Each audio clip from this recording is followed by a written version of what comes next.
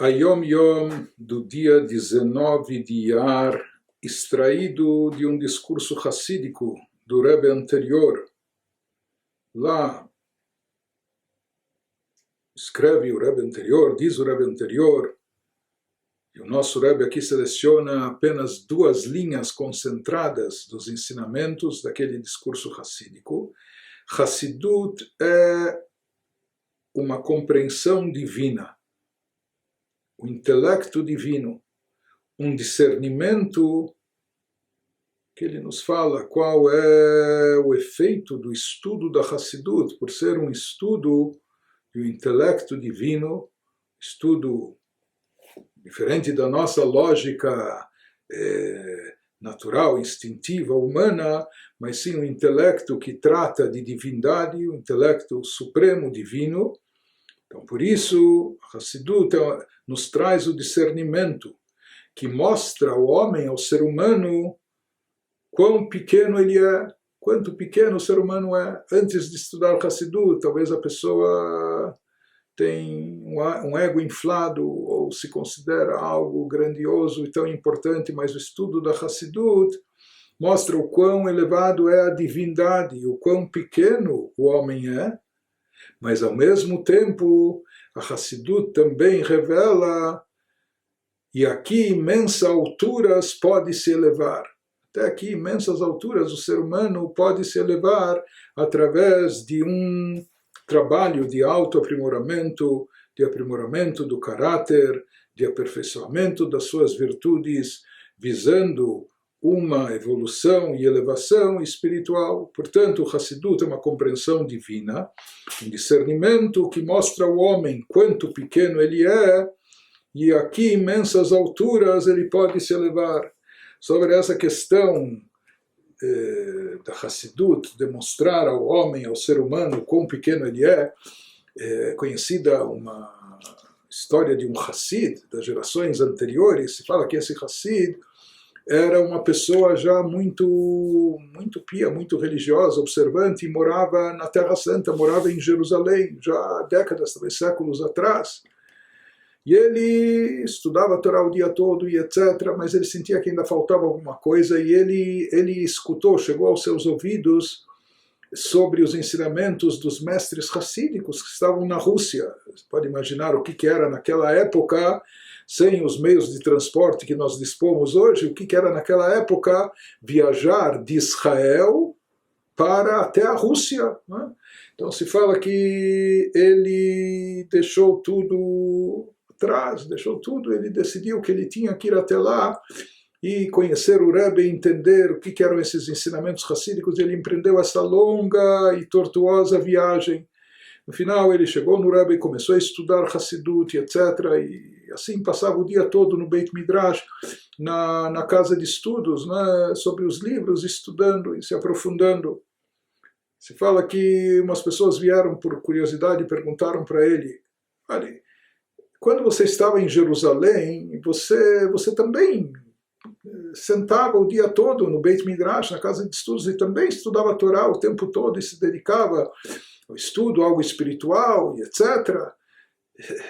Agora você vem aqui na Rússia, você faz a mesma coisa. Para que você empreendeu essa viagem? Valeu a pena essa viagem? Ou seja, para que era necessário? Lá você já estudava a Torá o dia todo, e aqui também você continua estudando a Torá o dia todo. Então, o que você ganhou com isso? Qual a diferença? Então ele diz, na realidade, eu vou dizer para vocês, a diferença está nos tipos de pergunta que eu me questionava e me questiono agora, e no tipo de resposta que vem. Antes eu me questionava, de fato, antes eu passava o dia todo estudando Torá lá na casa de estudos, mas eu me imaginava, puxa, uma pessoa elevadíssima, uma pessoa tão elevada, quem é igual a mim, quem se equipara a mim? Eu tenho diligência no estudo, regularidade, estudo dia e noite Torá, então já sou uma pessoa elevada, cumpro as mitzvot. E ele tem uma dúvida, ele confessa qual era a sua dúvida na época quando ele estava em Jerusalém. Eu me perguntava, afinal de contas, como será possível que Deus me conceda um Gan Eden, um paraíso, uma recompensa para mim? Porque na verdade eu faço já tanta coisa aqui nesse mundo, não é? Eu sou melhor que todo mundo. Como Deus vai ser capaz de conceder para mim um Gan Eden, um paraíso à altura compatível com os meus méritos? Ele fala no íntimo, o que eu pensava era isso, essa era a minha dúvida e pergunta.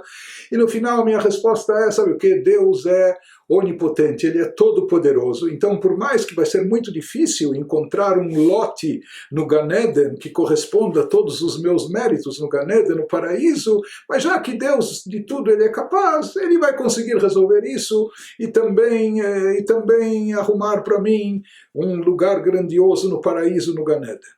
Ele diz, hoje, quando eu cheguei aqui, comecei a estudar Hassidut, e hoje eu me dedico ao estudo da Hassidut, eu também tenho dúvidas existenciais. Hoje a minha pergunta é, ou seja, Hassidut me fez perceber o quão ínfimo eu sou, o quanto eu sou nada, o quanto, sabe, que valor eu já tenho, etc. Que eu fico me perguntando, hoje minha grande dúvida é, como que essa parede não cai sobre minha cabeça? Como esse teto não cai sobre minha cabeça? Ou seja, eu já mereceria, nem mereceria estar aqui. Não é? Por que Deus me atura? Por que Ele me suporta? O que, sabe, o que já sou eu? E quão eu valho? E etc. E a minha resposta é, sabe o que? Deus, na sua infinitude, Deus é infinito e ilimitado, então a sua bondade, sua misericórdia também é ilimitada, e portanto ele pode aturar um sujeito como eu também. Então, assim ele explicou essa diferença. De fato, antes eu também estudava o dia todo lá em Jerusalém, e agora eu fico na casa de estudo estudando o dia todo aqui na Rússia, para onde ele viajou. Mas agora ele estudou Hassidut, e a Hassidut mostrou para ele o quanto o ser humano é ínfimo. Mas a Hassidut não vem só mostrar o quão pequeno é o ser humano. Ele nos explica, como ele nos fala aqui no Ayom Yom, qual é a imensa altura que ele pode se elevar. Ou seja, a Hassidut também demonstra à pessoa o seu potencial, né? Para onde ela pode chegar através do seu serviço espiritual. Já que esse ensinamento é tão importante, eu queria acrescentar mais uns 3 parágrafos que estão no final desse mamar, desse discurso hassídico pronunciado pelo Rebbe anterior. Esse discurso ele pronunciou na primeira ocasião que ele esteve nos Estados Unidos, antes de se estabelecer. O Rebbe anterior nos Estados Unidos da América, ele se estabeleceu lá no ano de 1940, mas antes disso, cerca de 10 anos atrás, nos anos 30 do século XX, ele fez uma longa viagem que se estendeu por cerca de quase um ano, nos Estados Unidos, visitando as comunidades e sondando a terra, etc., e talvez até sondando a possibilidade de eventualmente se estabelecer lá. E lá ele fez alguns pronunciamentos, alguns discursos racídicos em diversas cidades onde haviam comunidades judaicas, então. E num deles, ele explica o que é a Hassidut. Hassidut meira akol, a Hassidut ilumina tudo. Venotenet chaim bakol, e insufla vida, vitalidade e energia em tudo. Ou seja, kshelomdim Torah sheyeze bechayut, quando se estuda a Torá, que se faça isso com vitalidade e entusiasmo. Não só se estude Torá, mas se faça isso com vibração. Kshosim mitzvah, quando se cumpre uma mitzvah, sheyeze mitoch onek, se faça isso de forma prazerosa, com prazer, com satisfação, em chiuniut. Ele nos traz que a Hassidut tem esse poder. Por um lado, ela mostra o ser humano quão ínfimo ele é, mas por outro lado demonstra também onde ele pode chegar. Hassidut melamedet et adam. Hassidut ensina a pessoa, o maralo et aderech, mostra a ele o caminho. Como o homem, como o ser humano, como a pessoa pode sair e se livrar de todas as coisas negativas. E se livrar de todos os maus hábitos que ele, o homem, contraiu. E a Hassidut lhe ensina como se acostumar, como incorporar hábitos e costumes positivos. Hassidut meoreret et halev la'asiyat tshuvah. Hassidut desperta o coração para fazer tshuvah, para retornar, voltar a Deus.